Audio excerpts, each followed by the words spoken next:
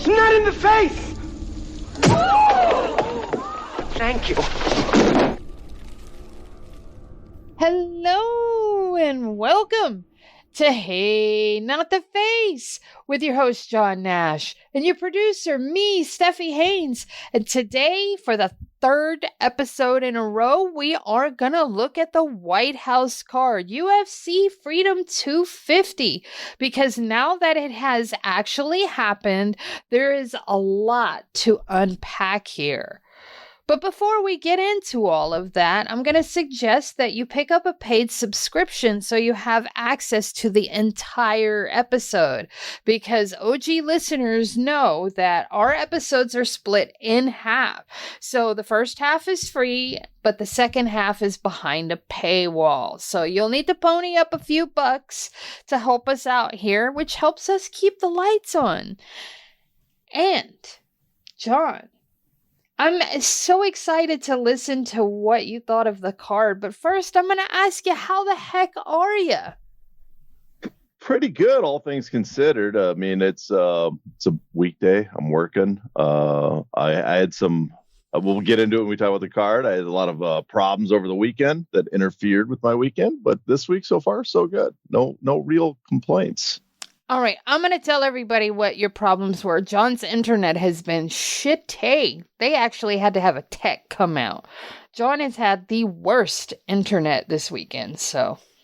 Yeah, well, I technically I haven't. It's my mom's place. I'm visiting her, taking care of her. So she had it. I blame her. I blame my mom, my 88-year-old mom that doesn't know anything works, that her internet's effed up.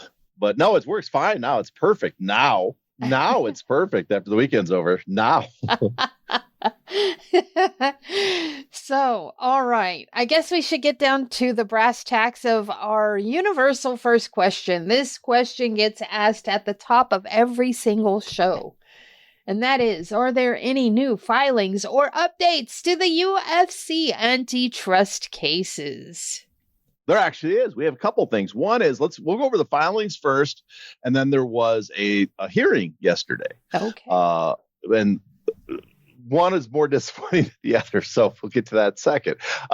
So of the filings, this is something I had posted on Twitter, right? And so there was I'm sure a few people saw that and reacted to it.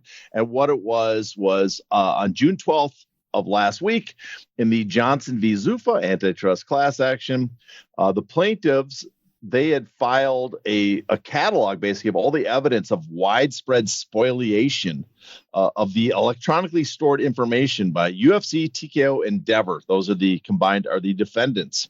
So the core argument that they make is that the defendants destroyed or concealed just the vast majority of communications relevant to how the UFC negotiated fighter contracts and set compensation. So of 3,400 plus fighter contracts identified since 2015, the plaintiffs found evidence of actual negotiations for fewer than 150 of those contracts, only about 4%. And those negotiations don't have to be much. In fact, we talked about a case last year, and I'm trying to remember which fighter it was, that there was a lawsuit in Brazil, and I'm drawing a blank right now, but they had communications between the manager and Mick Maynard, and that was not one of those that was supplied, which was supposed to be. So if you look at the type of negotiations in that incident, very simple about, will he take this contract or not? Well, they have none of those. It seems like they have very few negotiations, just 150. So very little. So let's get to probably what are the most ridiculous examples, because this is what makes this interesting. This filing, this summary, is just how bad it looks for the defendant, right? So the first one that's noticeable, I think, of all the allegations against him, is that Tracy Long, what she did, Long had her phone set to auto delete messages every 30 days, a setting that she has to actively choose since it's never been the iPhone default, right? So when one of the attorneys, Concilio, arrived to collect her device on May 18th, 2022. The report shows she changed the setting to permanent retention, apparently that same day, the day she was told to. And the filing argues that there's no innocent explanation for that timing. So it wiped out an estimated 29,000 messages from a woman the defendants described themselves. This is what TKO described as the keeper of fighter contract records. That's 29,000 messages gone there. So then we get to the second one. And this involves White's iPhone 7. The forensic expert they brought in found out that the last OS setup date on White's iPhone 7 was August 19th, 2025. The exact date White submitted his iPhone 16 Pro for collecting in this case. The filing presents two possibilities. White either wiped the phone that morning, knowing collection was happening, or defense vendors turned it on, found it already been wiped, and said nothing. Either way, this filing that they put in calls it affirmative evidence of intent. And White had previously testified under oath that he never deletes anything, and yet all that stuff's deleted. Then we get to the BMW phone. You remember this one? So yes. White's iPhone 11 Pro was supposedly lost or stolen. So because White testified under oath that he gave it to staff who put it in a drawer, he also floated the theory, if everybody's listening remembers, that Ari Emanuel's nephew stole it, and it turned up in the back of his chauffeured BMW. I think his previous BMW. Turned up in the back of it. They couldn't find it because it was in a black case in a black BMW, and it turned up wiped. The court-appointed forensic expert confirmed wiping requires a deliberate step, and that device covered roughly May 22 through November 24th. And the carrier data shows that White sent or received 50,000 texts during that period, all gone. And so on Christmas Day, 2018, White texted Campbell a podcast clip in which someone brings White 3 phones on camera, and the host expresses surprise. Campbell's immediate response, which is redacted in this, but described as strategizing how to spin or conceal the fact that White was using multiple devices. The defendants disclosed only 2 devices in use at the time and have no messages from either after September 18th. And so the filing argues this exchange shows White and Campbell conspiring to hide devices from discovery, and that at least one of the phones remains entirely unaccounted for because they have a video of him having 3 phones.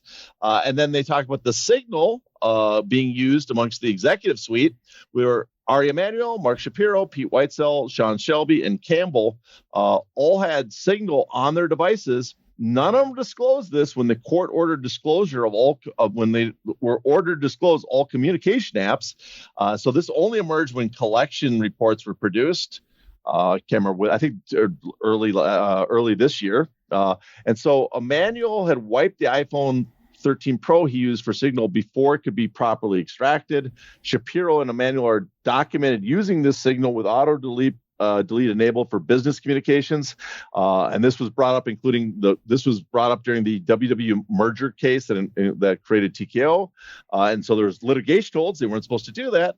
And so this filing notes that Endeavor reviewed 2 years of Emanuel Signal messages and declared none relevant. A conclusion the plaintiffs call questionable, given what's already been demonstrated. So the through line here, the through line through all of this, well, first I should also note that their expert, Mr. Whedon, he testified that when talking about the iPhone 7 and iPhone 11 that White had, he testified that it would require a deliberate step to wipe the phones.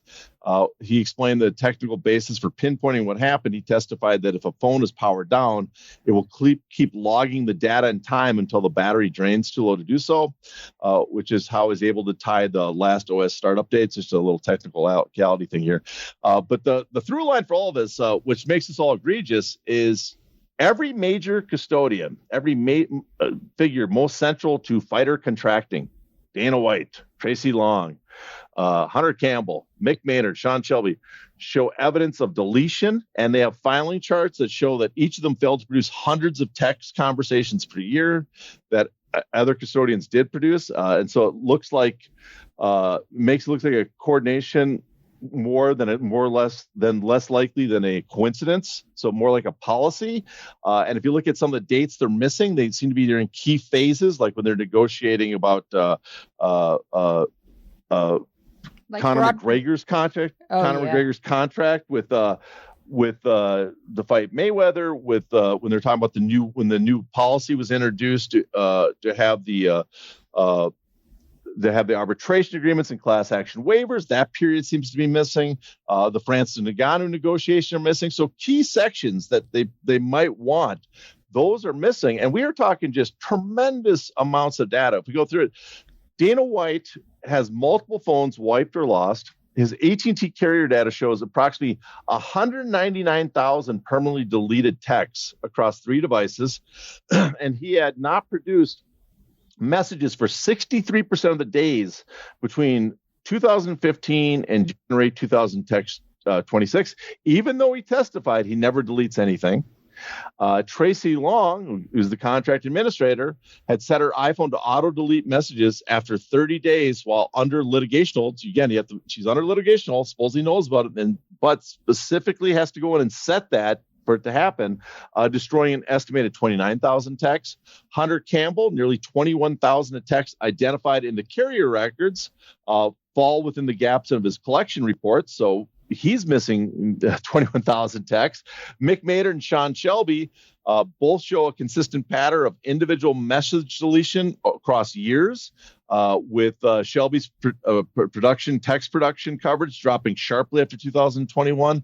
And so, I mean, I don't want to read too much into this besides the fact it looks a little suspicious. Let's just leave it there. I will leave it there that I think looks a little suspicious on their behalf that massive amounts of information is missing across the entire UFC executives, the TKO executives under multiple litigation holds where they say they were aware of them.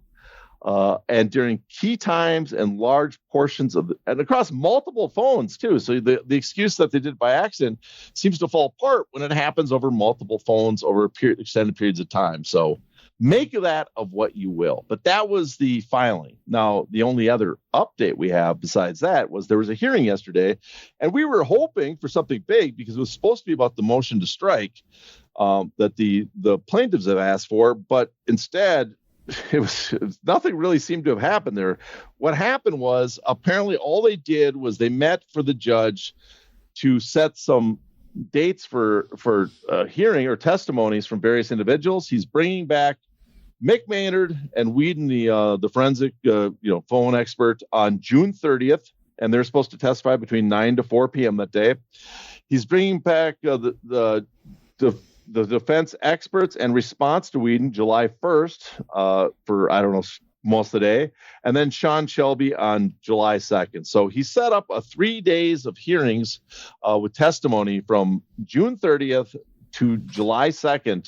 And still we have there's multiple orders floating around where the defendants are asking them to, basically wants to make certain rulings in their favor or sanctions or anything like that. We have got none of that decided by the judge yet. So I can make theories. Part of my theory is, and I've said this before, is it almost seems like he is just continuing to give the defendants more rope. But you never know for sure what's going to happen, but it just has that feeling because we going on and on and on, giving them every opportunity possible to explain themselves, and they seem incapable of explaining themselves. And it's interesting to note, it's not just the UFC. This seems to be a TKO wide problem because, as we noted, another case, the WWE case, has had almost the identical problems with evidence being the discovery material being missing, deleted, whatever, not handed over, and yet we're seeing it here. So, but in this case, the judge has not made a determination yet on any of the motions that are outstanding, any of the requests. Instead, we just keep going more and more opportunity to reveal what's been lost and what terrible excuses the UFC TKO seem to have for it. That was a mouthful. Holy crap. Yeah. There's so much deleting going on over there. And I love it.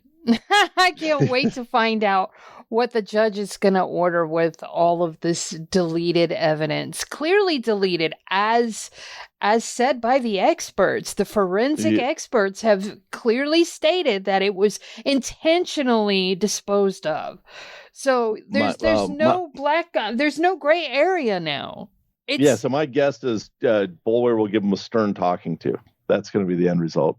Really? No, I'm just I'm just kidding. Who knows? I don't want to imagine what he's going to do, but I think there has to be some sort of. We saw in the other case that judge put certain sanctions in place upon the defendants, WWE, TKO. I imagine that there will be something in this case, but how tough will they be? The big fear has got to be for the defendants, though, is when making some of his determinations going forward, is that he has the Davis case coming up, right? Mm-hmm.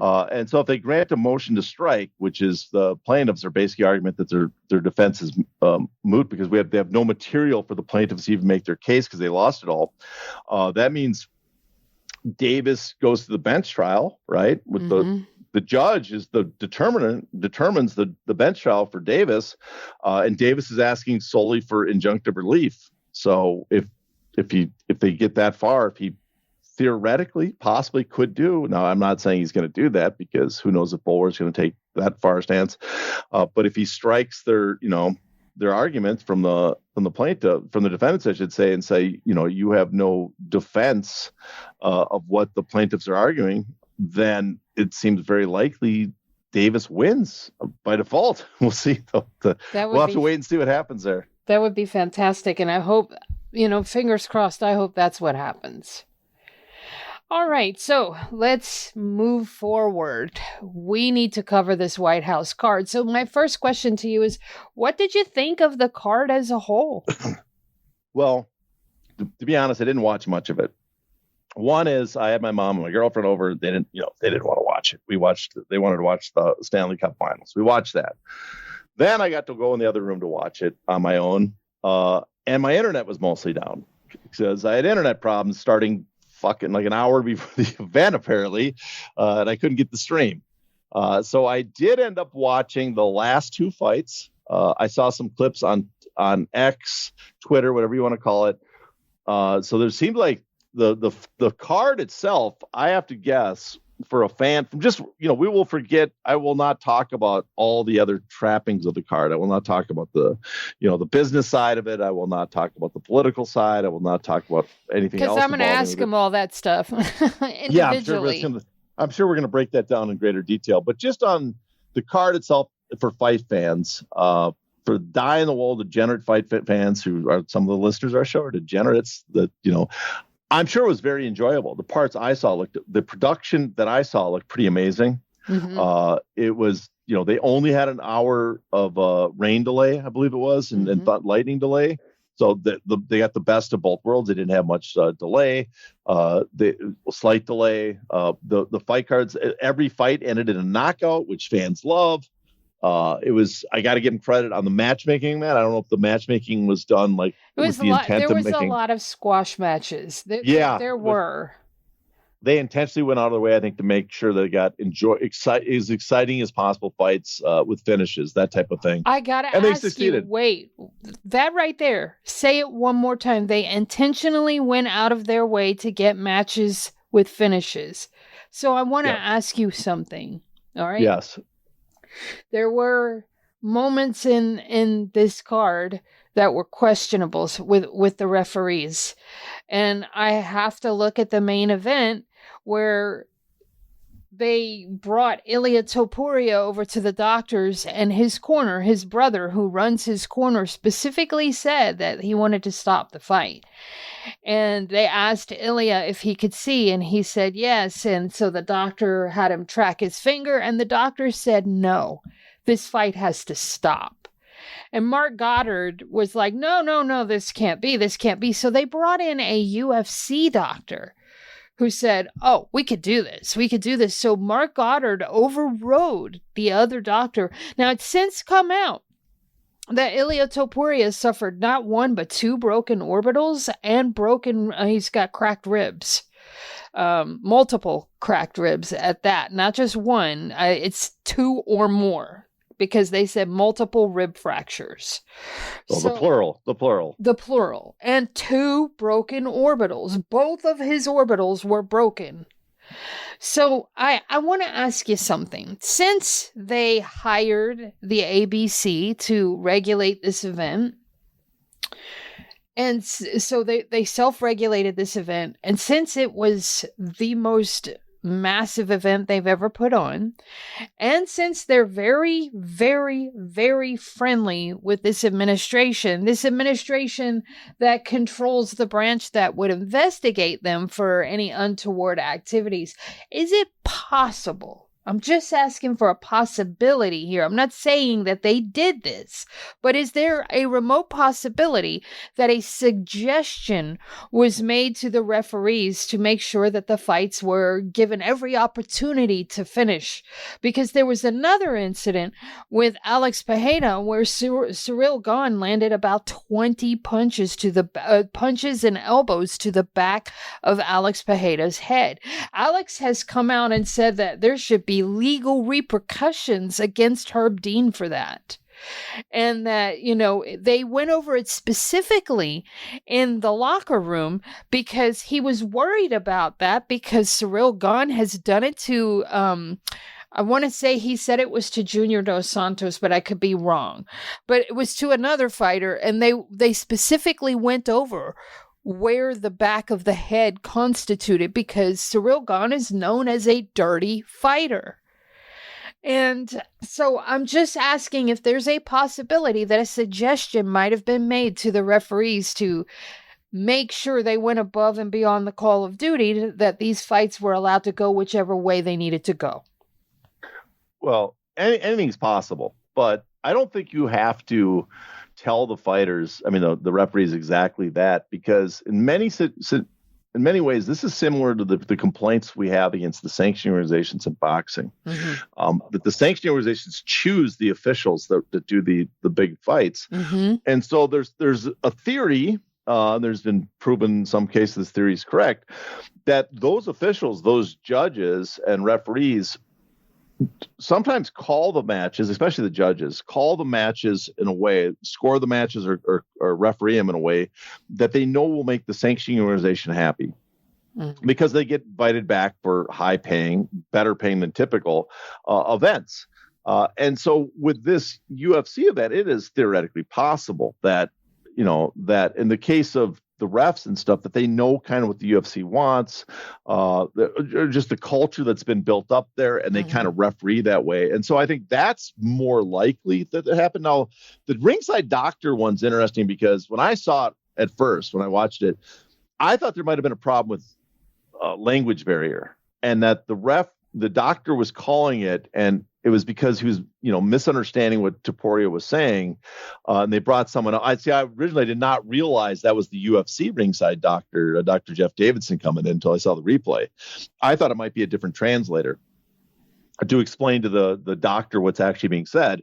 So it made sense when they started, but then I saw the replay, and I did have questions. They brought the UFC ringside doctor, who might have a better understanding of what the UFC wants in an event. Mm-hmm. And I was a little disturbed. Now, who knows? We'd have to get the exact mic and get in there and analyze exactly what was said to know for sure. But it seemed kind of disturbing because the doctor made the recommendation he can't see. And his brother, Ilia's brother, specifically said they wanted the fight over.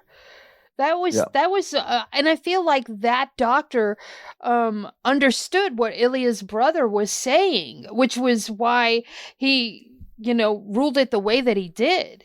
But the other doctor was like, no, this is not going to happen, because Mark Goddard overrode it. I know that's within Mark Goddard's purview to take the doctor's recommendation as a recommendation, but I felt like there was some fuckery going on there, and I just want you to continue on with what you think of the fuckery.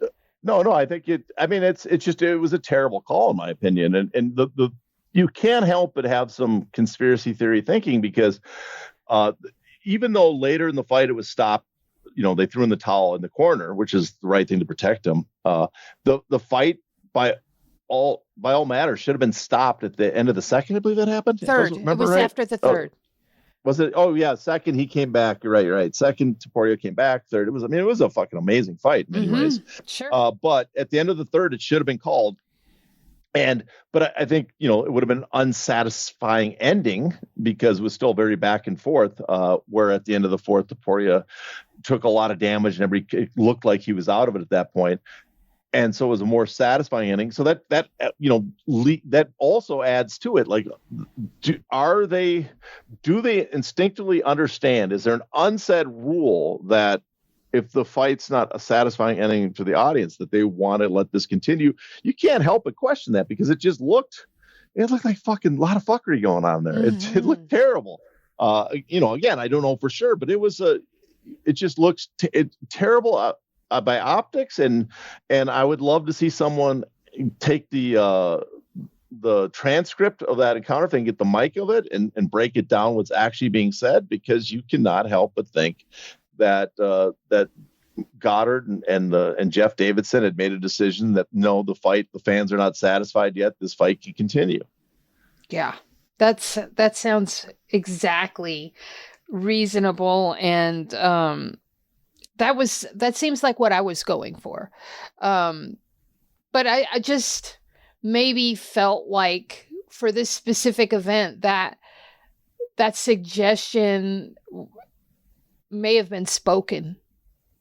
Maybe in this one singular instance, because of the magnitude of the event, that suggestion, that auto suggestion, might have actually been spoken out loud.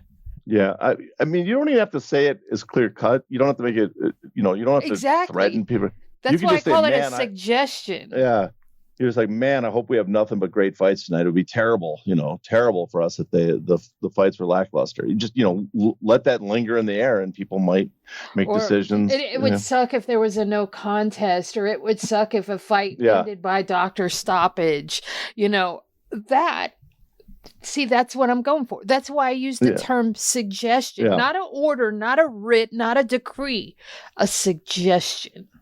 Yeah. And again, no, we have no evidence of it, but we have an example where this kind of thing has happened in the past, and that's with the sanctioning organizations in boxing. So the UFC operates as its own sanctioning organization, and it determines that athletic commissions hire everybody when they go to states and stuff, but when they go overseas or do it here in DC, they self-regulate. They get to make the decision. And so are these individuals, especially when they have their own ringside consultant doctor, do these individuals, the referees and stuff, do they just have an understanding like this is what the UFC likes, and so I am going to I'm going to ref in a way that makes the UFC happy? Is that impossible to imagine? No, we've seen it in boxing, so it's not impossible to imagine that it happens in MMA as well. Speaking of ABC, what did you think of ABC being hired to regulate this event? Yeah, this was weird too. And what's his name? Huller? I can't remember, the Huffer or Huller, the guy from DC that was in charge. He was the head of the Washington DC Athletic Commission. He had a lot of criticisms for this, and I think someone panned out. Now the criticism was, that they're a hired regulator. They're not a impartial third party, which is the purpose of the state athletic commissions regulating it. That's the argument. And so they argued this created an inherent conflict of interest. So it let the UFC, they could bypass the local medical, taxation, licensing protocols, just do everything themselves. And it doesn't sound like much, but we had two incidences during this event that did raise questions that maybe they were right, that the hired regulator did not do the job properly, or did it in a way that was, more friendly to the promotion than the normal athletic commission would be. Because we had that main event intervention we just talked about that was bizarre, right? But there's also seems to be a lot of, at the weigh-in, I didn't watch the weigh-in directly, but I was watching clips of it. There seemed to be a lot of lax weigh-ins going on, right? Uh-huh. Because people were pointing out where officials seem to be fast-tracking scale clearances, and some argued it seemed like they were prioritizing the preservation of the marquee bouts over strict, transparent weight verification that you get at the state, when the states are supposed to do it. Normally you have that a public weigh-in, and it seems very strict. And this is like, get on. Oh, you made the weight, get off. as some people pointed on X, was this a way just like we do not want to F with these bouts because it's so important for the event? Again, I don't know for sure, but the fact that it was this hired gun regulator that they brought in, which strangely enough is the head of the Association of Boxing Commission, so it's not like people haven't done this before. You does raise questions, especially when Zach Arnold was talked about that there might be the plan of the Ali Act is to have the supra organization that oversees the ABC, kind of a national commission that would be headed by Andy Foster and Tim Shipman and people like that who were there at the event. They were the guys operating as the regulatory body.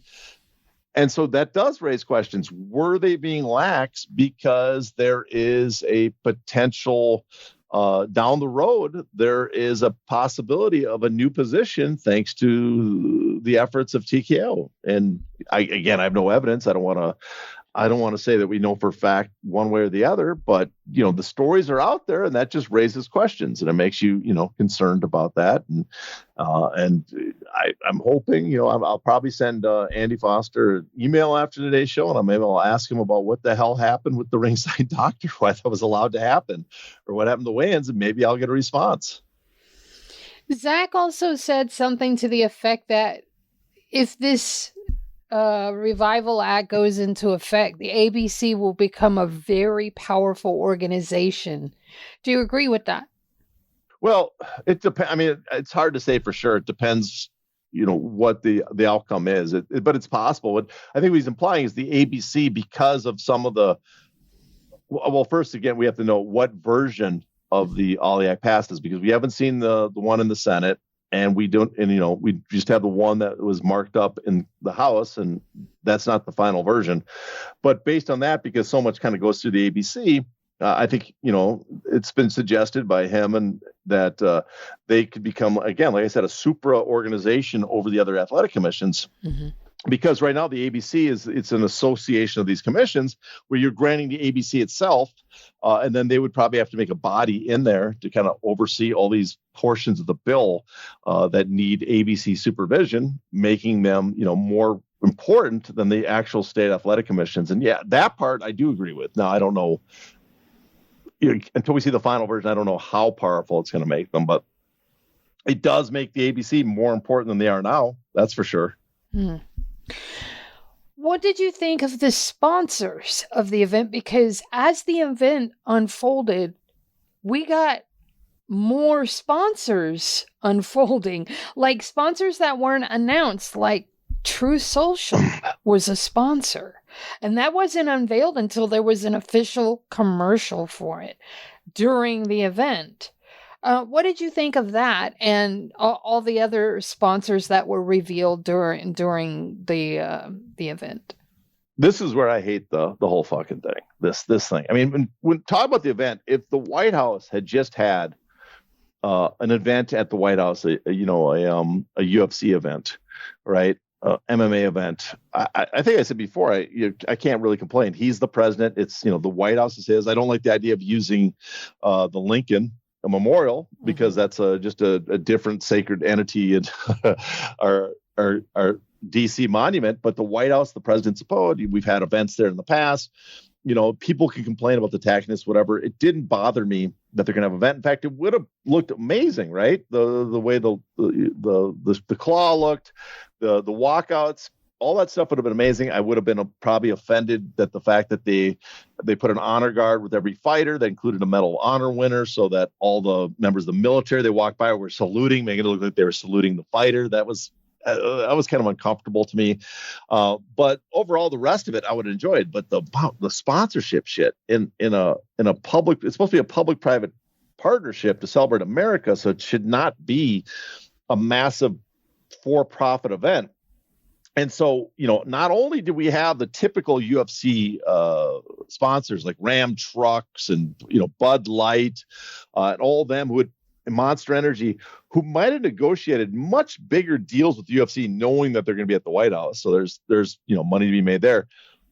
we also just rolled out, and on top of the typical UFC sponsors like Crypto.com and Polymarket and all these other sports betting sites that I think are just damaging to our country. The fact that we advertise them during sports events and we advertise cryptocurrency to people, these speculative industries, markets that are just, most people are not equipped to invest in. I think is damaging to our country as well.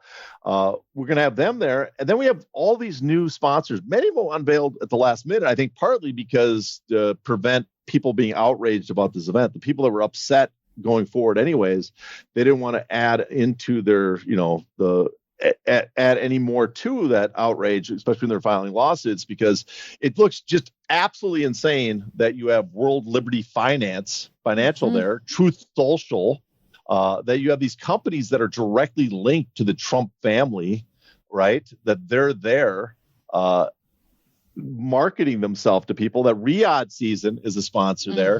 That and on top of that too, I thought there was some just really weird, almost disturbing defense industry ads, like with the war.gov, the Department of War.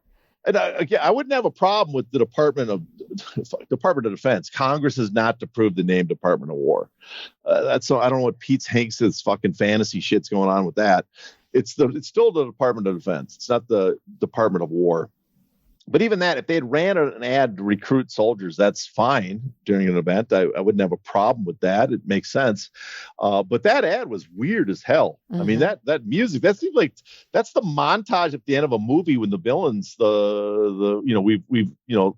led to the destruction of the earth, or the villains' armies taking over in like a Star Wars sequel or something. That's just fucking weird shit on that one. And then Anduril Industries, the defense technology startup, is now partnered with UFC, which is weird as well, too, because who are they selling to? What UFC fans are like, man, I need some kill drones to strike my neighboring nation. That is an obvious attempt to link themselves with the Trump administration, the public conscious in some ways, instead of selling to the audience that's watching it.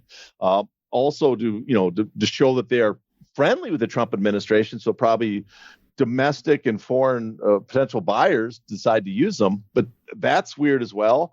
And then finally, there's also the Scott's Miracle Grow sponsor corporate event, which is hilarious because UFC made a big deal that they got to pay for replotting the grass. And then they sold a $1 million sponsorship to the local Scott's Miracle Grow, who are going to do the whole grass for them. So the UFC didn't lose money on that. So the sponsorship really, I found unfitting for the event. And that's the big complaint, because this event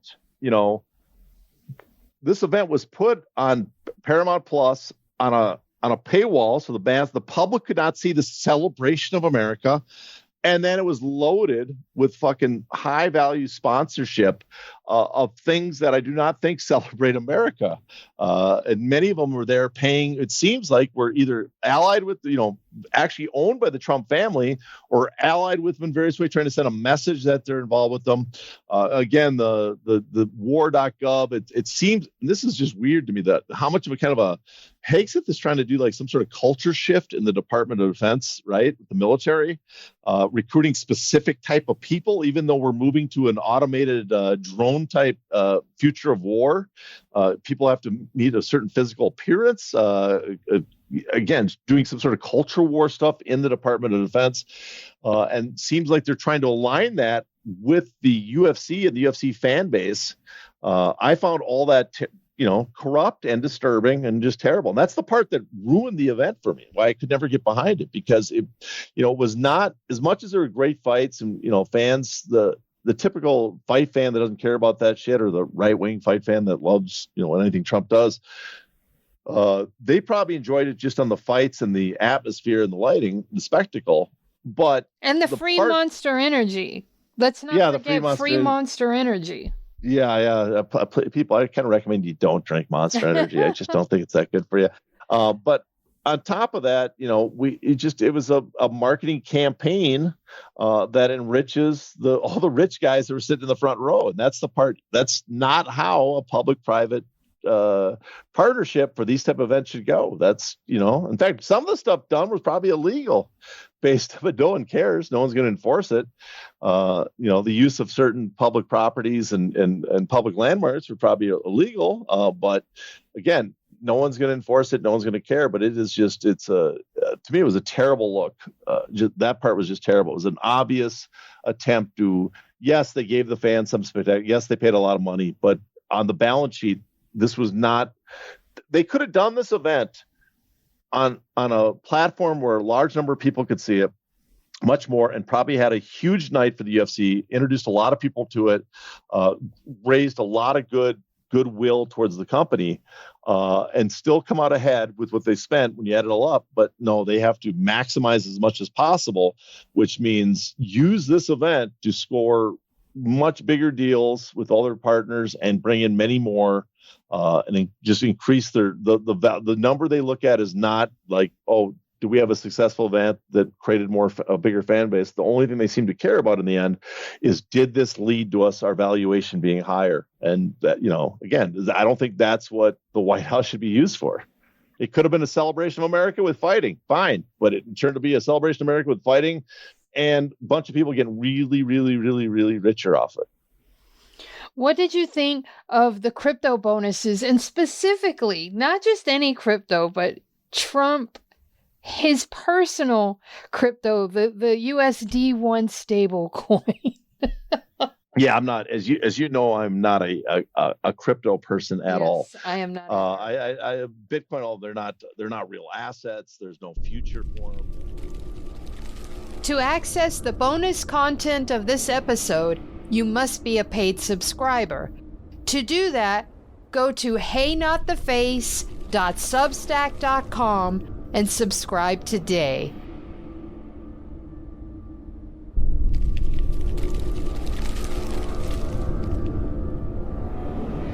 Ow! Ow! Not the face! Ooh! Okay, the face!